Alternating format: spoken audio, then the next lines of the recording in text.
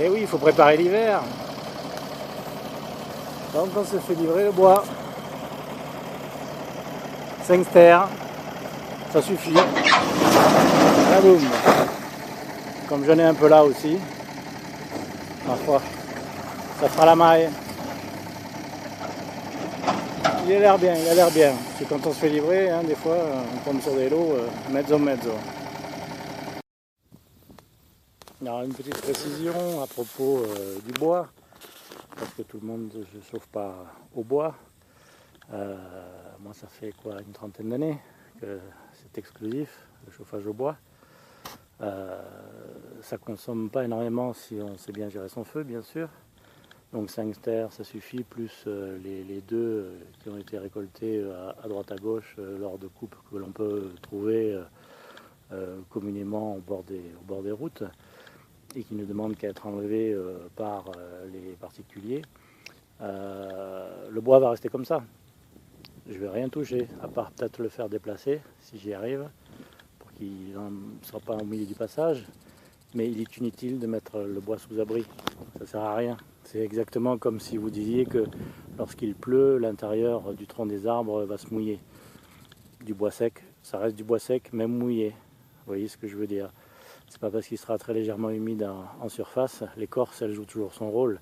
C'est pas du bois qui est décomposé dans la forêt tropicale. C'est du bois qui va être utilisé dans l'année et c'est pas du bois qui va rester 10 ans aux intempéries. Ce qui ne veut pas dire qu'il ne faut pas avoir une petite réserve de bois ultra sec. Alors le bois ultra sec, à quoi ça sert? Ça sert le jour où on est malade, ça sert le jour où on rentre à 9h du soir et que dans la maison il fait moins de 10 degrés. Ça sert lorsque c'est la tempête dehors. Ça sert lorsque on est à court de bois tronçonné, parce que tout le monde ne le tronçonne pas à l'avance. C'est quand même un sacré boulot, surtout par les températures qu'il fait actuellement. Mais bon, il faut toujours se le tronçonner à l'automne. Moi, je le fais au fur et à mesure. Mais des fois, la fenêtre météo n'est pas favorable et je me fais avoir. Donc voilà, le petit bois sec et ultra sec, ça dépanne. Mais c'est surtout en fait pour les moments un peu critiques, d'avoir une réserve de bois ultra sec. Celui-là, il doit avoir 5 ans ou 6 ans. Que c'est utile, et donc là bien évidemment il faut l'abriter parce que sinon à la fin il finit par s'abîmer. Voilà donc la seule concession que je fais aux abris de bois pour la circonstance. En fait j'ai toujours comparé le bois aux courses qu'on fait au supermarché.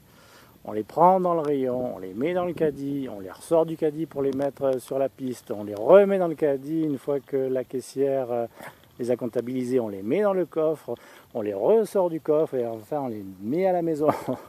Bref, c'est 25 000 manipulations qui sont particulièrement chiantes.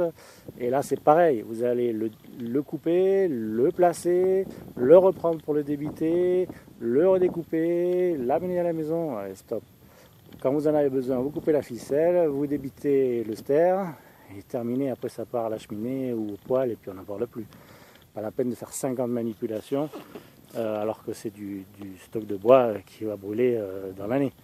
Bon, c'est sûr que si ça devait rester là plusieurs années, déjà ça ne resterait pas là plusieurs années effectivement sous abri, mais comme c'est une rotation annuelle, pas la peine de s'embêter et de faire du travail supplémentaire qui ne sert à rien.